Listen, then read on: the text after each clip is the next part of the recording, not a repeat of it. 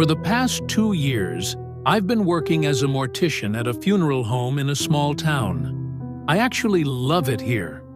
I listen to lots of audiobooks. My boss is great, and I don't mind the company of the dead. They're quiet, and they're not trying to sell me something, which is a lot more than I can say for most of the living. I also feel like preparing the bodies for burial is an act of respect, a service to the community, something that gives my life meaning. Without a doubt, working here was the best job I'd ever had, until we started getting the smiling corpses. I don't know when it started exactly. 3 weeks ago, I think, although time has been passing strangely since it all began. When it started, of course, not all the bodies were smiling. It was just 1 or 2. Then we started getting more and more of them, and everything began to spiral out of control. To be clear, yes, I know that sometimes the deceased appear to be smiling slightly. Sometimes their facial features are built that way, sort of a resting, happy face. Sometimes we even turn their lips up a little to make their faces seem more familiar, more alive, instead of the cold mask of death. But these bodies weren't smiling slightly. No, they were full-on grins, stretching dead skin to the corners of their mouths. They were grotesque. The first one came on a cold, rainy day. Her name was Amber, and she was 31 years old, much younger than the bodies I usually worked with. She'd died of a sudden blood clot. As much as I liked my job, I hated dealing with the younger ones.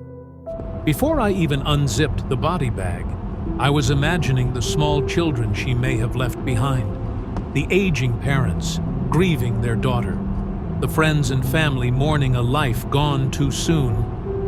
I extinguished the thoughts and got to work. I turned on the light, rolled the steel bed a little closer to me, and reached for the body bag's zipper. But when I unzipped her, I froze. She was smiling.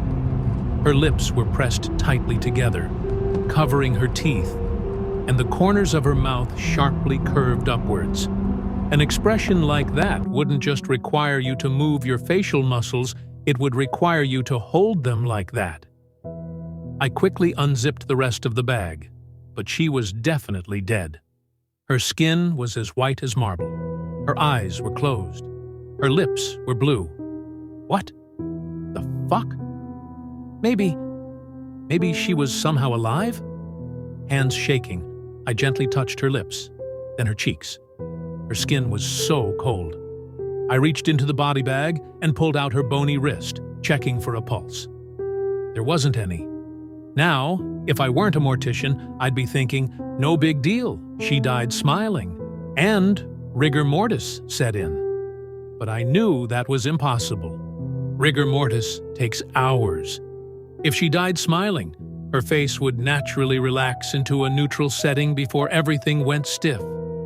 I stood there, my head spinning. There was no way she was alive. But there was no way she could be grinning like this, dead.